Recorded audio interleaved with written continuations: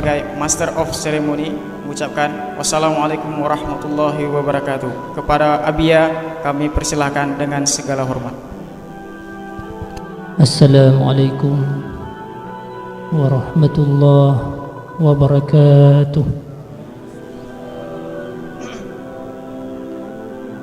Alhamdulillah nahmaduhu wa nasta'inuhu wa na'udzu billahi min shururi anfusina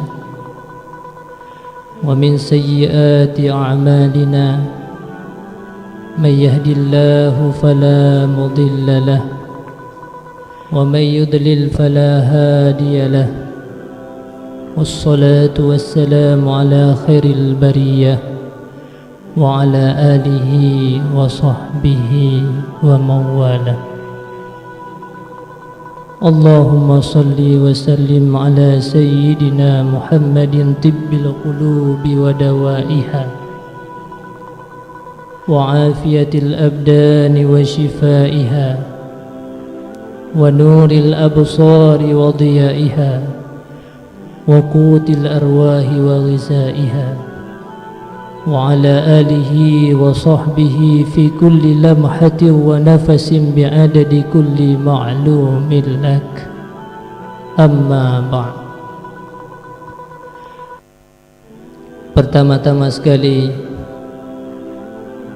marilah sama-sama kita memanjatkan puji dan syukur kehadirat Allah Subhanahu wa ta'ala, yang mana oleh Allah yang telah melimpahkan rahmat dan karunia dengan kudrah dan iradahnya, dengan taufik dan hidayahnya pula, sehingga kita bisa berhadir pada tempat yang mulia ini dengan satu tujuan, untuk memperhambakan diri kita di hadapan Allah Subhanahu wa ta'ala, untuk kita mengenang sejarah-sejarah daripada Rasulullah sallallahu alaihi wasallam sebagai jalan untuk kita mendekatkan diri kepada Allah Subhanahu wa ta'ala.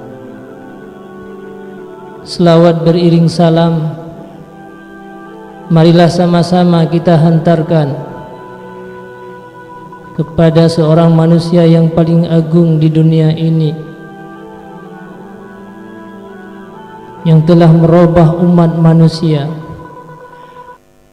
dari alam jahiliyah ke alam yang berilmu pengetahuan. Beliaulah yang telah mengajarkan manusia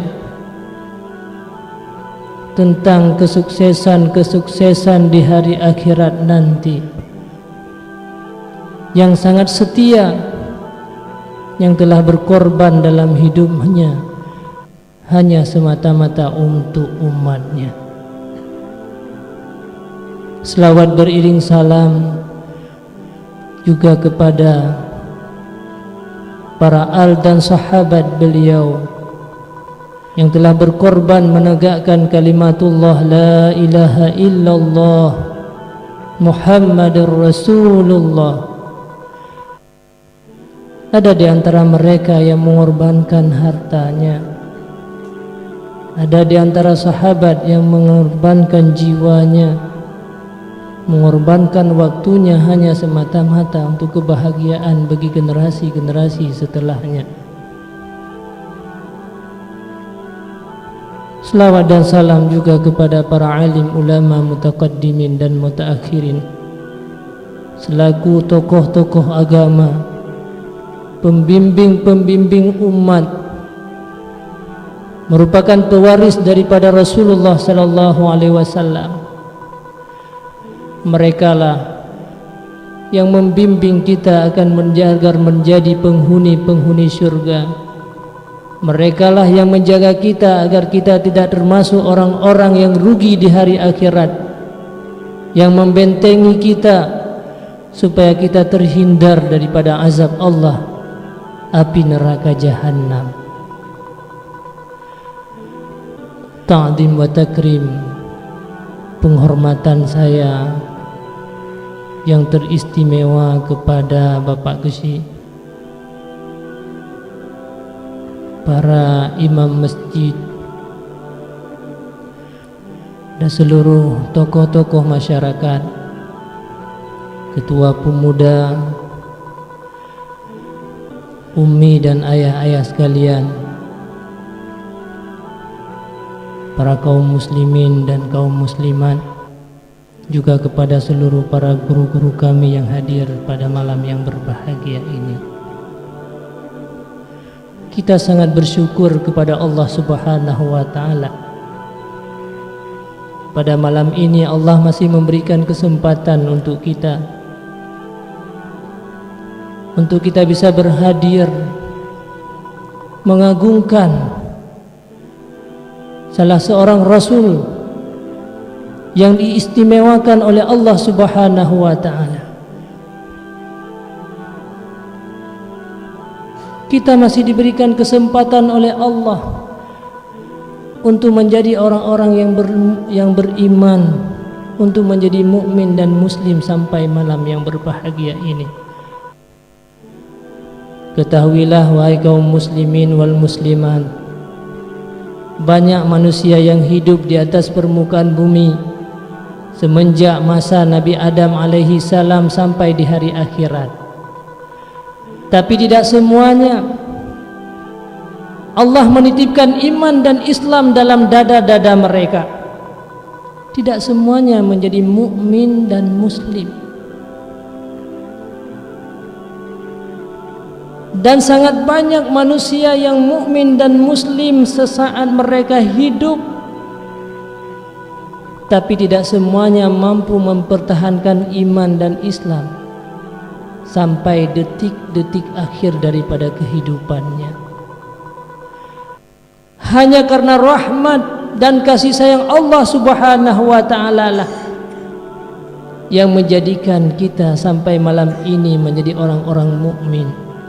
Dan kita berdoa kepada Allah agar kita menjadi manusia yang sukses di dunia dan sukses di hari akhirat, mampu mempertahankan iman di akhir-akhir daripada kehidupan kita. Semoga Allah menjadikan kita termasuk penghuni-penghuni syurga. Inilah salah satu jalan ataupun kendaraan yang akan membawa kita ke dalam syurga. Pada malam yang berbahagia ini kita hadir bersama-sama untuk mendengarkan agama, untuk mendengarkan ilmu-ilmu pengetahuan. Biarpun pada malam ini yang bisa kita lihat sangat sedikit, tapi ketahuilah di mana pada malam inilah kalau kita melihat dengan rohaniah kita, maka banyak para malaikat-malaikat yang menghadiri majlis-majlis yang seperti ini. Dalam sebuah hadis Rasulullah sallallahu alaihi wasallam menyampaikan, "Inna lillahi malaikatun yatufuna fil ardi 'ala turuqi yaltamisuna ahla dzikr. Falamma wajaduhu qalu halumma ila hajatikum." Bahwa sungguh bagi Allah Subhanahu wa taala setiap hari dan malam, setiap saat beliau mengutus seluruh para malaikat-malaikat ke dunia ini untuk melihat di mana ada manusia-manusia yang berzikir kepada Allah Subhanahu wa taala, yang mendengarkan ilmu-ilmu pengetahuan. Di saat para malaikat melihat bahwa di masjid yang mulia ini telah hadir orang berkumpul-kumpul untuk mendengarkan agama, saat itulah para malaikat semuanya mereka memanggil malaikat-malaikat yang lain, fayahufunahum, mereka mengelilingi kita bersaf-saf ila sama'id dunya, sampai ke langit dunia. Maka saat itulah malaikat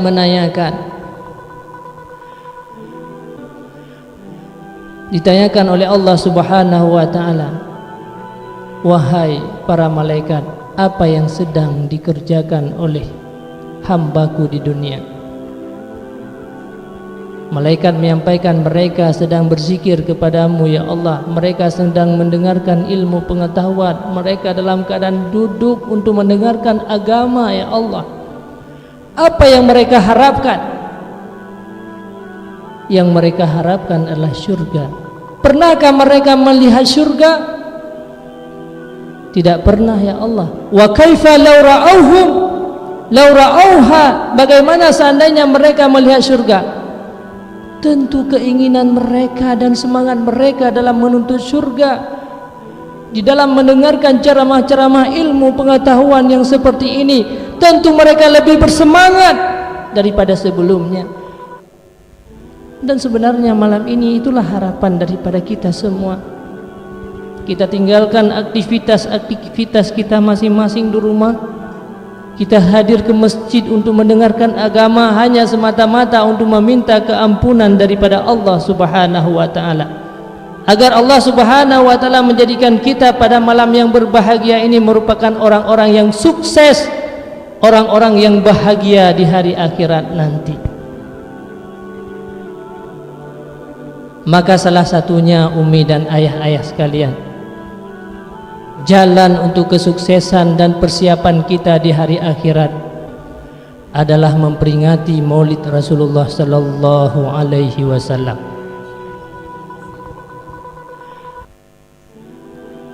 Di mana Rasulullah sallallahu alaihi wasallam pada satu hari pernah datang seorang laki-laki bertanya, "Ya Rasulullah, mata sa'ah?" Wahai Rasulullah, kapan akan datangnya kiamat?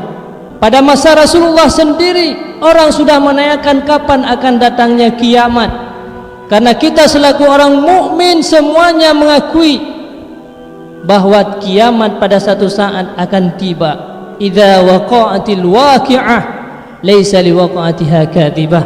Tidak ada seorang pun yang mendustai tentang datangnya hari kiamat. Semua kehidupan manusia satu saat akan hancur. Apa yang dirasakan oleh manusia akan sirna dan hilang. Mereka semua akan kembali kepada Allah dan akan mempertanggungjawabkan semua apa yang pernah dilakukan di dunia. Maka seandainya kita menanyakan kepada pribadi kita masing-masing, semua kita takut akan datangnya hari kiamat nanti. Mata sa'ah ya Rasulullah, kapan datangnya hari kiamat?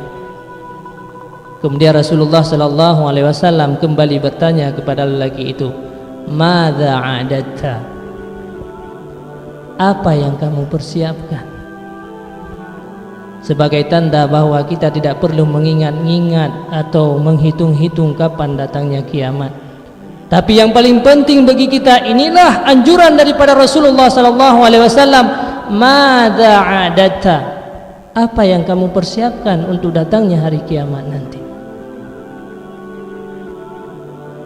Maka hari ini yang perlu kita perhatikanlah madza a'adatta, apa yang kita persiapkan untuk kehidupan kita di masa yang akan datang. Semua kita mengakui bahwa kehidupan di dunia ini sangat sedikit dan sementara. Masa yang kita lalui dalam perjalanan hidup di dunia ini sangat singkat ketimbang dengan masa yang akan kita lewati dan akan kita jalani. Umi dan ayah-ayah sekalian, para ibu dan bapak-bapak sekalian, berapa tahun manusia setelah mati mereka berada dalam kuburan? Hari ini nenek-nenek moyang kita ada di antara mereka yang sudah berada dalam kuburan selama 100 tahun. Ada di antara mereka yang telah berada dalam kuburan selama 1000 tahun. Dan mungkin kita akan merasakan kuburan itu tidak jauh daripada apa yang pernah dirasakan oleh nenek-nenek moyang kita. Dan berapa tahun di saat kita dibangkitkan di hari akhirat nanti, di saat kita dalam padang mahsyar, 500 tahun, sehari hari akhirat bagaikan 1000 tahun kita di dunia ini. Sungguh sangat singkat hidup di dunia ini kalau kita bandingkan dengan persoalan akhirat.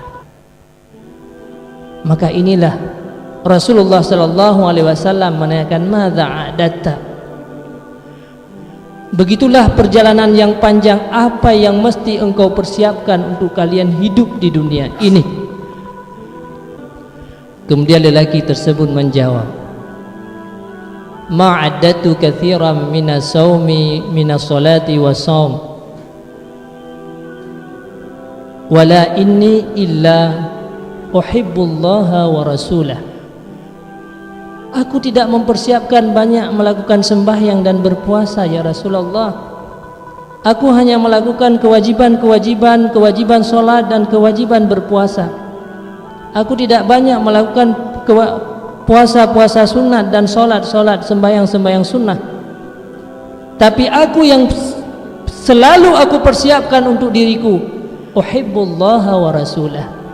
Aku mencintai Allah dan Rasulullah sallallahu alaihi wasallam. Walladzina amanu asyaddu hubban lillah. Allah berfirman dalam ayat Al-Qur'an, orang-orang yang beriman itu dia mencintai Allah lebih bersengatan daripada orang-orang kafir, daripada orang-orang yang tidak mukmin. Inilah jalan kesuksesan bagi kita, adalah dengan mencintai Allah dan mencintai Rasulullah sallallahu alaihi wasallam. Tidak ada arti bagi kita kalau kita hanya mencintai Allah sementara Rasulullah sallallahu alaihi wasallam kita abaikan. "Lau kuntum tuhibbunallah fattabi'uni," kata Allah Subhanahu wa taala, "yuhibbukumullah." Jikalau engkau benar-benar mencintai Allah Subhanahu wa taala, fattabi'uni, maka engkau ikutilah aku.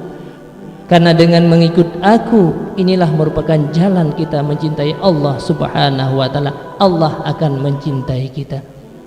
Inilah mahabbah kepada Rasulullah sallallahu alaihi wasallam, merupakan jalan yang paling mudah untuk kita menjalani perjalanan akhirat, untuk kita sampai kepada keridhaan Allah Subhanahu wa taala. Hari ini lihatlah kepada hati kita semua. Sejauh mana kita hari ini cinta kepada Rasulullah sallallahu alaihi wasallam. Setelah kita memperingati Maulid Rasulullah sallallahu alaihi wasallam, apa yang tersentak dalam hati kita di saat kita mendengar kata-kata Rasulullah sallallahu alaihi wasallam pada malam yang berbahagia ini? Apa yang pernah tergores dalam hati kita? Sementara bagaimana perjuangan Rasulullah sallallahu alaihi wasallam kepada kita umatnya. Beliau di saat lahir ke dunia ini, beliau menanyakan ummati, ummati. Beliau pernah diusir dari negerinya dalam mempertahankan agama Islam hanya untuk kebahagiaan bagi umat Nabi Muhammad. Keimanan yang ada dalam hati kita hari ini, kita termasuk orang mengucapkan kalimat la ilaha illallah Muhammadar Rasulullah hanya karena Rasulullah sallallahu alaihi wasallam. Makanya para sahabat Rasulullah, mereka merupakan orang-orang yang sukses karena begitu cintanya mereka kepada Rasulullah sallallahu alaihi wasallam. Rasulullah telah wafat, tapi para sahabat seolah-olah Rasulullah itu masih dalam keadaan hidup.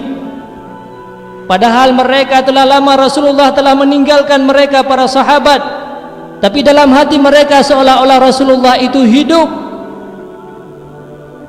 Begitulah kecintaan para sahabat kepada Rasulullah sallallahu alaihi wasallam. Bahkan pernah diceritakan bahwa Sayyidina Bilal bin Rabah, dia merupakan seorang budak, bukan seorang hartawan, orang miskin, orang yang dihinakan oleh orang lain, orang yang pernah disiksa oleh majikannya sendiri hanya karena masuk dalam Islam. Setelah Rasulullah sallallahu alaihi wasallam wafat, Sayyidina Bilal bin Rabah meminta izin kepada Abu Bakar dan Sayyidina Umar bin Khattab, "Wahai Abu Bakar dan wahai Sayyidina Umar, aku tidak sanggup lagi tinggal di kota Madinah ini karena aku teringat dan terbayang dengan perasaan di mana aku pernah bergaul dengan Rasulullah sallallahu alaihi wasallam. Aku tidak sanggup lagi mengenang sejarah-sejarah Rasulullah sallallahu alaihi wasallam, maka aku minta izin kepada kalian untuk berangkat dari kota Madinah." Maka berangkatlah Sayyidina Bilal bin Rabah ke negeri Madinah, ke negeri Syam, dan beliau berkeluarga dan mendapatkan anak di negeri Syam. Setelah berapa tahun beliau berangkat ke negeri Syam, akhirnya beliau bermimpi dengan Rasulullah sallallahu alaihi wasallam, di mana Rasulullah sallallahu alaihi wasallam menanyakan dalam mimpi Bilal bin Rabah, "Ya Bilal, kenapa engkau menjauh dariku wahai Bilal? Apa arti pengasingan seperti ini wahai Bilal bin Rabah?" Maka saat itulah Bilal meminta izin kepada istrinya untuk menziarahi kubur Rasulullah sallallahu alaihi wasallam. Setelah beliau menghadap Rasulullah, beliau menyampaikan salam, "Assalamu alayka ya Rasulullah, assalamu alayka ya Habiballah, assalamu alayka ya Safwatullah." Saat itulah beliau setelah berjumpa dengan Rasulullah, beliau berjumpa dengan Sayyidina Abu Bakar Siddiq. Sayyidina Abu Bakar Siddiq meminta kepada Bilal, "Ya Bilal, muazzin Rasulullah sallallahu alaihi wasallam, kami telah lama tidak mendengarkan azanmu wahai Bilal." Karena setelah Rasulullah wafat, Bilal tidak mau lagi mengumandangkan azan karena beliau tidak sanggup mengucapkan kalimat asyhadu anna Muhammadar Rasulullah.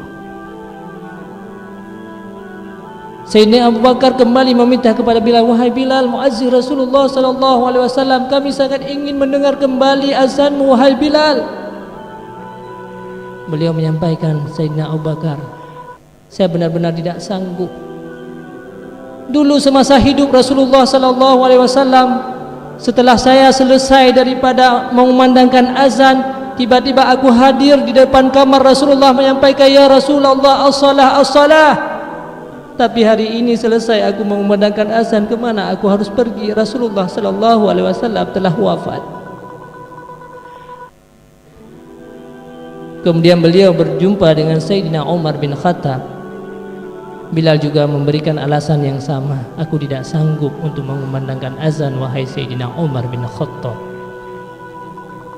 Akhirnya berjumpalah Bilal dengan Sayyidina Hasan wa Husain yang merupakan anak daripada putri Rasulullah sallallahu alaihi wasallam, Fatimah Zuhra, yang sangat disayangi oleh Rasulullah sallallahu alaihi wasallam.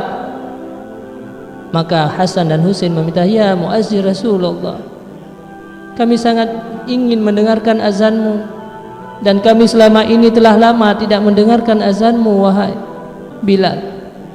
Maka saat itulah Bilal tidak sanggup memberikan alasan kepada cucu Rasulullah, karena begitu cintanya Bilal kepada Rasulullah sallallahu alaihi wasallam.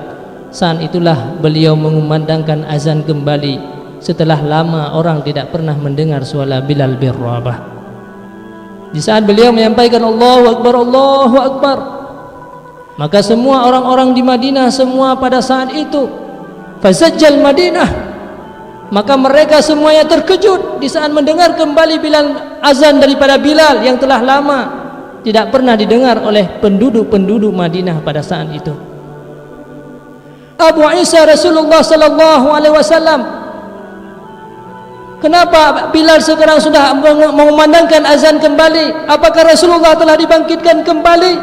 Begitulah hati mereka hidup, seolah-olah hanya dengan sedikit sebab Rasulullah telah dihidupkan kembali. Abu Isa Rasulullah sallallahu alaihi wasallam, semua para wanita-wanita di Madinah, semuanya orang-orang penduduk-penduduk di Madinah, di seluruh penjuru-penjuru Madinah, semuanya keluar ke masjid Madinah. Mereka semua bersorak-sorak, Abu Isa Rasulullah sallallahu alaihi wasallam, Abu Isa Rasulullah sallallahu alaihi wasallam. Rasulullah telah dibangkitkan kembali, Rasulullah telah dibangkitkan kembali. Saat itulah kemudian Bilal melanjutkan azannya, asyhadu an la ilaha illallah.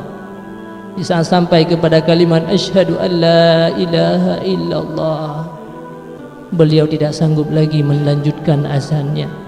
Tiba-tiba suaranya merendah dan hilang suaranya, air matanya keluar, dan saat itulah semua kaum muslimin yang hadir ke Madinah, menurut pendapat para ulama, mengatakan bahwa itulah merupakan kesedihan yang kedua setelah Rasulullah wafat. Begitulah rasa cinta para sahabat-sahabat Rasulullah sallallahu alaihi wasallam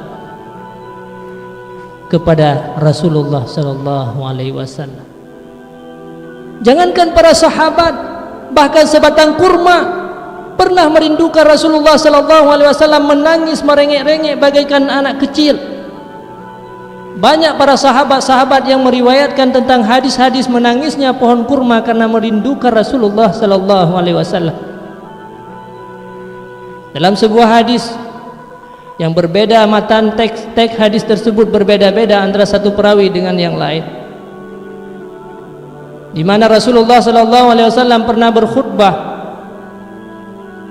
Beliau bersandar kepada sebatang pohon kurma sebelum dibuat untuk Rasulullah mimbar. Maka datang seorang laki-laki kepada Rasulullah, "Ya Rasulullah, ana ja'al laka mimbar. Apakah boleh kami menjadikan kepadamu ya Rasulullah mimbar?" "Silahkan," kata Rasulullah sallallahu alaihi wasallam, "kalau kalian mau. Inturid, jika seandainya engkau mau, maka silahkan." Karena pada saat itu orang-orang sudah banyak yang mendengar dakwah Rasulullah sallallahu alaihi wasallam, maka dibuatlah sebuah mimbar supaya orang mudah dalam mendengarkan dan melihat Rasulullah dalam berkhutbah. Padahal antara mimbar dengan sebatang kurma itu tidak berapa jauh, hadirin kaum muslimin. Tapi akhirnya menangislah pohon kurma itu yang didengar oleh semua orang-orang yang hadir ke masjid pada saat itu. Menangis bagaikan merengek-rengek anak kecil. Ada sebuah riwayat mengatakan menangis batang kurma itu sampai terbelah karena merindukan Rasulullah sallallahu alaihi wasallam. Ada yang meriwayatkan bahwa menangis batang kurma itu bagaikan lembu yang melahirkan anaknya, bagaikan unta di saat melahirkan anaknya. Begitulah tangisan yang pernah terjadi pada sebatang pohon kurma tersebut. Akhirnya Rasulullah sallallahu alaihi wasallam turun di atas mimbar dan membelai-belai, memeluk batang kurma itu, dan saat itulah baru mereda tangisan daripada pohon kurma. Lihatlah hadirin kaum muslimin rahimakumullah, batang kurma itu tidak butuh kepada Rasulullah di hari akhirat. Batang kurma itu tidak butuh kepada syafaat Rasulullah. Batang kurma itu tidak berdosa dengan Allah Subhanahu wa taala. Dia tidak diazab dengan api neraka jahanam, tapi dia menangis karena rasa cinta kepada Rasulullah sallallahu alaihi wasallam. Lihatlah hati kita, sejauh mana rasa cinta kita kepada Rasulullah dikala kita mendengar kata-kata asyhadu anna Muhammadar Rasulullah. Sejauh mana rasa cinta kita di saat kita mendengarkan as-salatu alaika ya Rasulullah, salamu alaika ya Rasulullah, salamu alaika ya Rasulullah. Kita sangat membutuhkan kepada Rasulullah, bukan sekedar di dunia ini. Bahkan Rasulullah sallallahu alaihi wasallam telah sangat banyak jasa-jasanya hanya untuk kita kaum muslimin. Sampai beliau akhir daripada hayatnya, di akhir-akhir daripada kehidupannya, di saat beliau tercabut nyawanya, di saat wafatnya Rasulullah sallallahu alaihi wasallam masih teringat kepada kita, ummati, ummati. Pernah diceritakan bahwa detik-detik akhir daripada hayat Rasulullah sallallahu alaihi wasallam, tiba-tiba datang seseorang lelaki yang namanya malaikat Israel, malaikat pencabut nyawa kepada Rasulullah sallallahu alaihi wasallam. Saat itu yang membuka pintu adalah Fatimah yang sedang menjaga Rasulullah sallallahu alaihi wasallam. Rasulullah semakin hari semakin bertambah sakit dan demamnya semakin parah.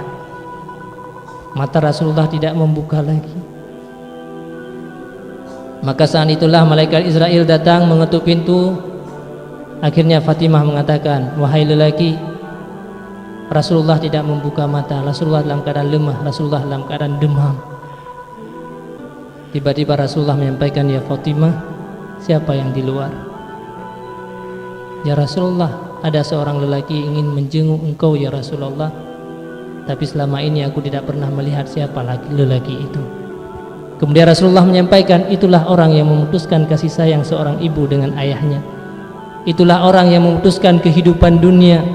Itulah orang yang memutuskan kehidupan kasih sayang seorang anak dengan ayahnya, wahai Fatimah."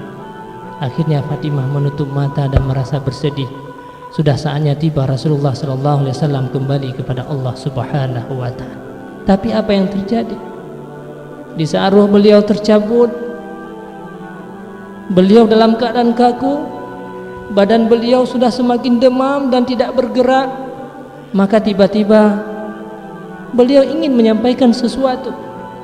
Mulutnya bergerak, tapi suaranya tidak keluar. Akhirnya Sayyidina Ali yang berada di sampingnya, beliau mendekatkan telinganya. Apa yang ingin disampaikan oleh Rasulullah sallallahu alaihi wasallam? Maka saat itulah Rasulullah menyampaikan wasiat yang terakhir, as-salah, as-salah, ummati, ummati. Inilah merupakan wasiat daripada Rasulullah sallallahu alaihi wasallam. Beliau teringat kepada ummati, ummati. Dan saat ruh beliau tercabut, saat itulah beliau merasakan sakaratil maut. Sayyidina Aisyah dia menutup matanya dan berkata, dalam sebuah hadis disampaikan oleh Sayyidina Aisyah bahwa aku tidak pernah cemburu kepada seseorang yang pernah merasakan bahwa tidak sakit sakaratil maut. Setelah aku melihat dengan mataku sendiri bagaimana sakitnya sakaratil maut yang dirasakan oleh Rasulullah sallallahu alaihi wasallam. Di saat ruh beliau sampai kepada hulqum, maka saat itulah beliau merasakan kesakitan daripada sakaratil maut. Beliau meminta kepada Allah, ya Allah, seperti inilah sakit yang akan dirasakan oleh umatku nanti. Beginilah sakitnya sakaratil maut di saat mereka meninggalkan dunia ini, ya Allah. Maka pada hari ini, ya Allah, semua yang akan dirasakan oleh umatku kepahitan dan kesakitan, maka timpakanlah kepadaku pada hari yang berbahagia ini, ya Allah, agar mereka lebih dimudahkan dalam sakaratil maut. Sakaratil maut yang dirasakan oleh umat Muhammad pada hari ini, setelah beliau, pendapat sebahagian ulama mengatakan bahwa telah ditimpakan kepada Rasulullah sallallahu alaihi wasallam, telah diminta oleh Rasulullah sallallahu alaihi wasallam kepada Allah untuk dimudahkan sakaratil maut kepada kita umat Nabi Muhammad sallallahu alaihi wasallam. Betapa banyak jasa Rasulullah sallallahu alaihi wasallam kepada kita kaum muslimin rahimakumullah. Tapi sejauh mana rasa cinta kita hari ini kepada Rasulullah? Adakah di antara kita hari ini masih membenci daripada Rasulullah sallallahu alaihi wasallam? Dalam sebuah hadis Rasulullah sallallahu alaihi wasallam menyampaikan bahwa la yu'minu ahadukum hatta ahabbu ilayya an hatta akuna ahabbu ilayya min waladihi wa walidi. Tidak beriman seseorang kamu kalau engkau tidak mencintai Nabi Muhammad Rasulullah melebihi daripada cintamu kepada anakmu dan kepada orang tuamu. Inilah tanda iman seseorang. Dia mencintai Rasulullah sallallahu alaihi wasallam melebihi daripada cintanya kepada anaknya, melebihi cintanya kepada orang tuanya. Maka mereka inilah jalan salah satunya kesuksesan untuk mendapatkan hari akhirat. Hari ini kesempatan bagi kita untuk menanamkan rasa cinta kita kepada Rasulullah sallallahu alaihi wasallam. Masih adakah orang yang membenci maulid Rasulullah sallallahu alaihi wasallam? Bahkan pada malam nisfu Sya'ban beliau menangis di kuburan Baqi', mengalirkan air mata meminta keampunan untuk umatnya. Ya Allah, ampunkanlah segala dosa-dosa umatku yang hidup di dunia ini. Seberapa banyak dosa yang kita lakukan selama ini, wahai umi dan ayah-ayah sekalian? Coba kita menghitung lidah kita yang setiap saat berapa ribu kata-kata yang kita keluarkan semenjak lahir, semenjak kita bangun tidur sampai tidur kembali. Berapa ribu langkah yang kita melangkah setiap saat, tapi berapa banyak yang kita lakukan dosa setiap saat.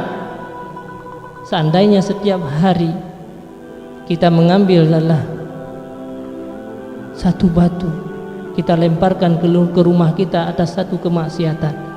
Sekali kita melakukan kejahatan dan kemaksiatan kepada Allah, kita melempar satu batu ke dalam rumah kita, sungguh mungkin dalam satu hari rumah kita sudah dipenuhi oleh batu-batuan.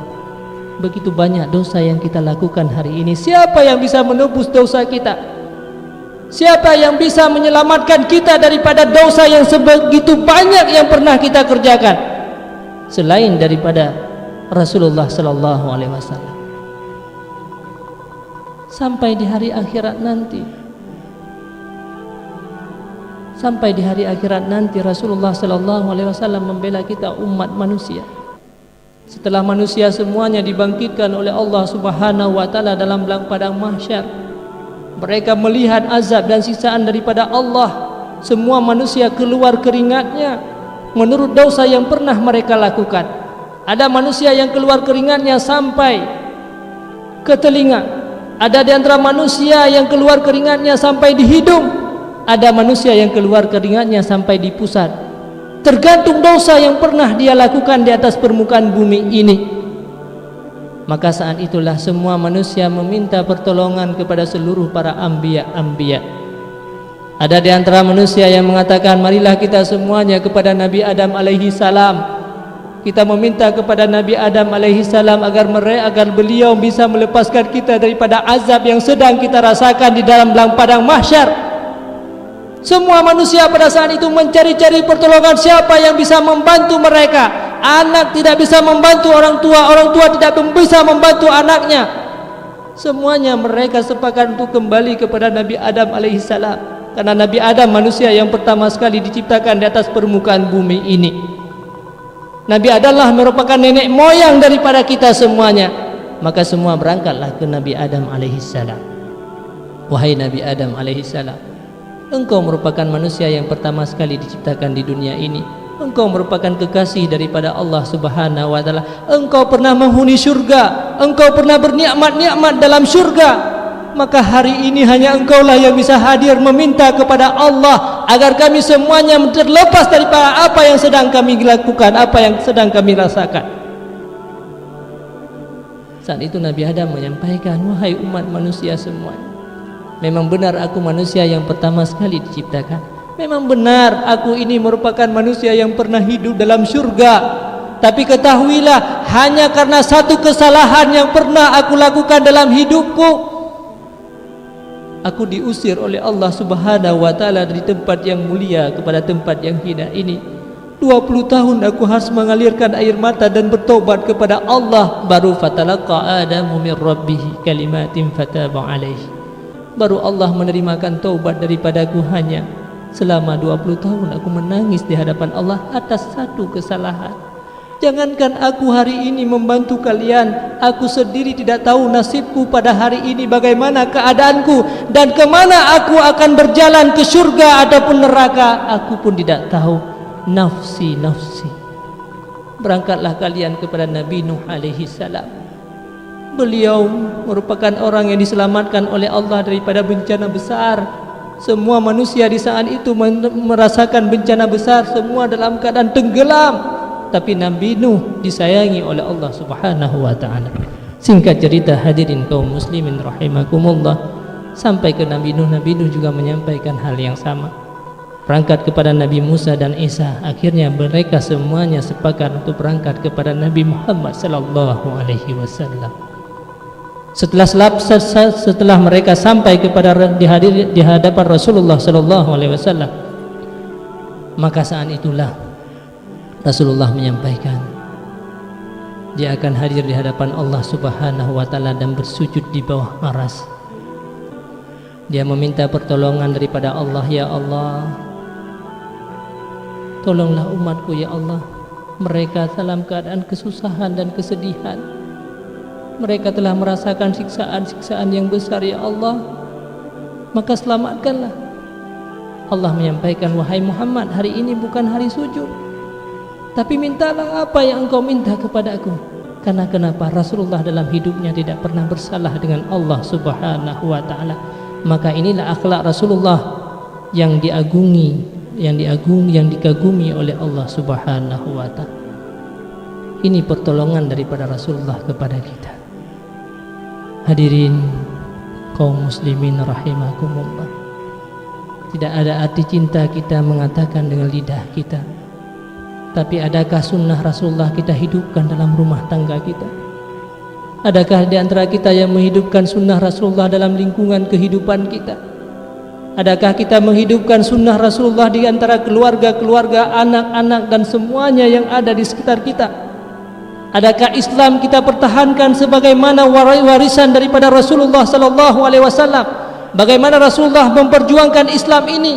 beliau diusir dari negerinya, beliau patah giginya, beliau keluar darah daripada dahinya, beliau keluar darah daripada kakinya hanya untuk perjuangan Islam. Adakah di antara kita hari ini mengenang kembali sejarah Rasulullah sallallahu alaihi wasallam?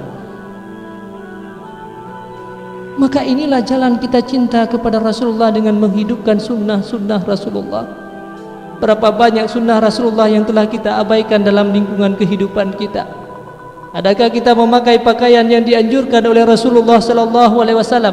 Adakah kita membimbing anak-anak kita sebagaimana yang dianjurkan oleh Rasulullah sallallahu alaihi wasallam? Lihatlah hari ini apa yang kita lakukan untuk anak-anak kita. Kezaliman yang kita lakukan untuk keluarga-keluarga kita. Kenapa hari ini ada pemuda-pemuda yang jahat? Kenapa hari ini ada pemuda-pemuda yang mabuk? Kenapa hari ini ada pemuda-pemuda yang tidak tersentuh dengan ilmu pengetahuan? Bukankah mereka dilahirkan oleh Allah dalam keadaan suci? Adakah pemuda yang lahir dalam keadaan menjadi mabuk? Adakah pemuda dikala mereka lahir dalam keadaan penjahat dan mengacaukan suasana kehidupan? Siapa yang menghancurkan mereka hari ini? Hanyalah kita sebagai orang tua kita. Kita tidak membimbing dan mendidik kita. Ummi dan wahai kaum ummi, kaum Hawa. Apa yang kita harapkan dari anak kita, kesusahan kita dalam melahirkan? Berapa banyak darah yang kita keluarkan di saat kita melahirkan anak kita? Tapi apa harapan kita kepada anak-anak itu? Apakah cukup dengan kehidupan duniawi yang akan diberikan yang kita harapkan untuk anak kita? Apakah cukup? Berapa tahun mereka bisa memberikan kenikmatan dunia untuk kita? Padahal mereka dilahirkan oleh Allah dalam keadaan suci. Kullu mauludin yuladu 'alal fitrah illa abawahu yuhawidani wa yumajjisani wa yunassirani. Semua mereka lahir dalam keadaan suci, hati mereka bersih, mereka tidak menjadi penjahat hanya karena dua ibu bapa mereka yang menghancurkan kehidupan mereka, hanya karena dua orang tua mereka yang menjadikan mereka sebagai Nasrani, hanya dua orang tua mereka yang menjadikan mereka sebagai Yahudi, dan hanya dua orang tua mereka yang menjadikan mereka sebagai Majusi. Inilah kezaliman-kezaliman yang kita lakukan untuk anak kita, bukan lagi kezaliman yang kita lakukan sehingga mereka menjadi manusia yang durhaka kepada Allah. Gara-gara kita salah mendidik sehingga kita menjadikan mereka manusia yang disiksa oleh Allah sampai hari akhirat. Kita menghancurkan mereka bukan sekedar di dunia, tapi malah kita menghancurkan mereka tentang kehidupan mereka di hari akhirat nanti. Mereka akan menjadi penghuni-penghuni neraka jahanam. Na'udzubillah, summa na'udzubillah. Agama telah menyuruh kita untuk benar-benar kita mendidik dan membimbing anak-anak kita. Adakah kita memberikan rohaniah-rohaniah kepada anak-anak kita? Tapi kita setiap saat kita hanya memikirkan kebutuhan untuk anak kita, kebutuhan jasmani, sementara rohaniah kita abaikan dengan begitu saja. Setiap saat kita tidak lupa meminta mereka, menanyakan mereka tentang makan, tapi kita lupa menanyakan mereka tentang sholat yang merupakan wasiat yang terakhir daripada Rasulullah sallallahu alaihi wasallam.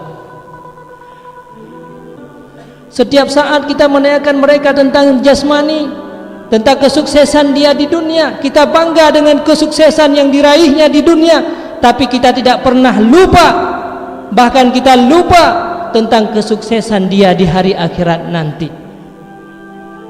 Sehingga banyak yang terjadi orang tua karena salah kita mendidik, kita orang tua akan dibawa ke panti jompo. Maka mereka tidak tahu bagaimana dia berbuat baik kepada orang tua. Padahal ridallah fi ridal walidain wa suqtullah fi suqtil walidain. Keridaan dua orang tua, keridaan Allah tergantung kepada keridaan dua orang tuanya. Siapa yang menghancurkan mereka? Siapa? Suami, umi dan ayah. Itulah kita selaku orang tua kita, orang tua daripada anak-anak. Satu orang anak tanggung jawab bagi kita. Tiga mentang umi dan ayah anak tayu sembahyang anak yang umurnya sudah 7 tahun. Satu dosa yang telah kita lakukan. Siurasi malam anak tayu sembahyang kepada anak sebanyak 5 waktu, maka 5 dosa untuk satu orang anak. Berapa banyak dosa yang kita lakukan untuk 1 bulan? Berapa banyak yang kita lakukan untuk anak 1 tahun? Berapa banyak yang kita lakukan dosa yang telah kita lakukan untuk anak kita selama 3 tahun, selama 5 tahun, dan sampai anak itu menjadi tua dan dia tidak punya ilmu pengetahuan agama. Untuk 1 orang anak saja berapa dosa yang pernah kita lakukan. Tapi berapa banyak dosa untuk 3 orang anak, untuk 5 orang anak, untuk 10 orang anak. Inilah amanah yang besar yang diberikan oleh Allah Subhanahu wa ta'ala kepada kita. Maka hari ini tanamkanlah kepada mereka rohaniyah mereka, dan juga kepada diri kita sendiri. Hari ini kita harus menanamkan diri kita kepada persoalan rohaniyah. Makanan harus kita berikan kepada makanan-makanan rohaniyah.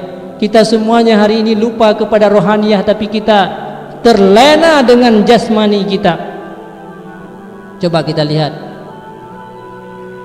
kita tidak pernah, apabila kita menimpa sakit, maka kita akan mengobati jiwa kita, penyakit yang ada di tubuh kita. Kita memberikan makanan untuk jasmani kita, makanan yang lezat-lezat.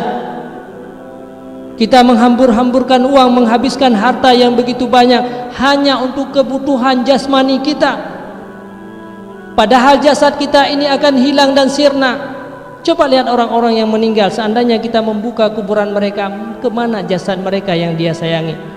Harta yang pernah mereka korbankan untuk jasmani mereka hanya untuk makanan para ulat-ulat yang berada dalam kuburan mereka. Tapi apa yang kekal? Rohaniyah mereka, kalbu mereka telah sampai kepada Allah dan sampai hari akhirat nanti. Kita sudah sangat banyak harta hari ini. Berapa banyak harta yang kita korbankan untuk rohaniyah kita? Begitu juga apabila kita dihinggapi satu penyakit,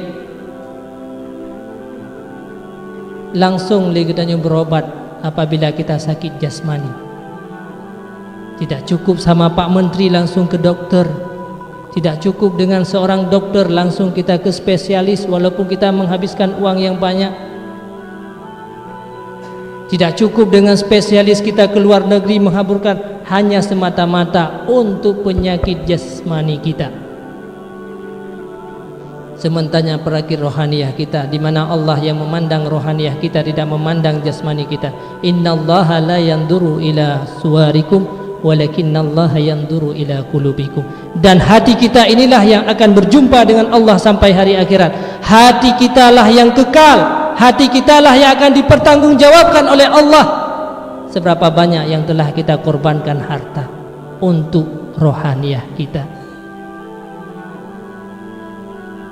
Padahal sedekah yang kita berikan, walaupun tanyona kehasilan tiuro 100.000, seandainya kita bersedekah 10.000, memang kita menganggap 10.000 itu hilang, tapi 90.000 yang kita pakai itu yang tinggal. Padahal tidak. 10.000 yang kita sedekahkan kepada orang lain itulah yang kekal, yang akan kita ambil sampai hari akhirat. 90.000 yang kita pakai dalam kehidupan dia akan hilang. Kita beli makanan, makanan akan menjadi kotoran. Kita beli pakaian, pakaian akan membusuk. Semuanya akan sirna. Kita hari ini banyak yang melupakan rohaniyah daripada jasmani. Coba kita lihat kalau ada pengumuman di Menasa, di mana kita dianjurkan apabila kita diberikan di Menasa, yaitu saka murah, gula daripada murah, ataupun beras raskin, beras murah. Seandainya kita membeli beras itu 1 kilo, maka diberikan 27 kilo. Semua kita akan hadir. Semuanya akan hadir, tidak ada yang tertinggal. Walaupun masih ada anak yang kecil, kita bawa anak yang kecil hanya karena untuk mendapatkan jasmani, kebutuhan jasmani. Tapi amal yang murah, siapa yang pernah menghadiri amal yang murah? Kalau kita sembahyang jamaah 1 rakaat, bagaikan kita sembahyang jamaah 27 rakaat. Adakah orang yang hadir semuanya? Adakah kita membawa anak-anak kita untuk mendapatkan amal murah? Tidak.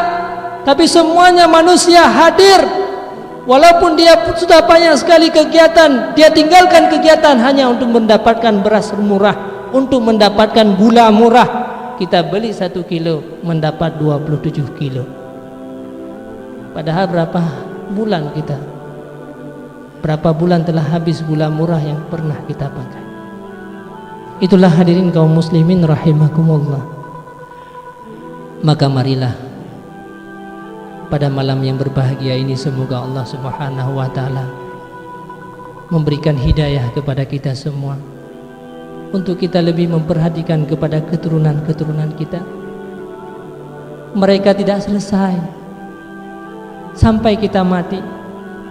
Kematian yang akan kita rasakan nanti bukanlah akhir daripada kehidupan, tapi kematian itu merupakan jalan untuk kita bertambah lama hidup setelah mati. Kita tidak selesai setelah kita mati apa yang kita tinggalkan di dunia anak-anak ini. Tapi ketahuilah anak-anak yang kita tinggalkan di dunia ini, mereka menjadi tanggung jawab bagi kita sampai di hari akhirat nanti. Maka salah satu jalan, marilah kita membimbing anak-anak kita kepada rohaniyah. Marilah kita tanam kembali cinta kepada Rasulullah sallallahu alaihi wasallam. Karena dengan cinta kepada Rasulullah inilah merupakan jalan kesuksesan. Kita tanamkan cinta kepada Rasulullah kepada anak-anak dan keturunan kita. Seperti yang saya sampaikan tadi, Rasulullah menyampaikan almar'u ma'aman ahabbah, bahwa manusia akan dibangkitkan beserta orang-orang yang dia cintai. Kalau kita mencintai Rasulullah, kita akan dibangkitkan dengan orang yang kita cintai Rasulullah. Kalau kita mencintai orang-orang kafir, idola-idola kita di televisi, kita mencintai para artis-artis, na'udzubillah, takut kita akan dibangkitkan dengan para artis-artis itu di hari akhirat nanti. Karena Rasulullah menyampaikan almar'u ma'aman ahabbah wa ma anta illa man ahbabta, dan tidaklah engkau dibangkitkan kecuali orang-orang yang engkau cintai. Hidupkanlah selawat-selawat Rasulullah dalam rumah tangga kita. Hidupkanlah selawat-selawat Rasulullah dalam mobil-mobil kita. Hidupkanlah syiar-syiar daripada Rasulullah sallallahu alaihi wasallam. Mudah-mudahan Allah Subhanahu wa taala menjaga kita semua. Semoga Allah Subhanahu wa taala memberikan kesempatan bagi kita. Semoga Rasulullah sallallahu alaihi wasallam menunggu kita sampai di hari akhirat nanti. Semoga Rasulullah sallallahu alaihi wasallam memberikan syafaat kepada kita, dan inilah merupakan jalan untuk tebusan daripada dosa. Mungkin hanya ini yang bisa saya sampaikan para umi dan ayah-ayah sekalian. Lebih dan kurang minta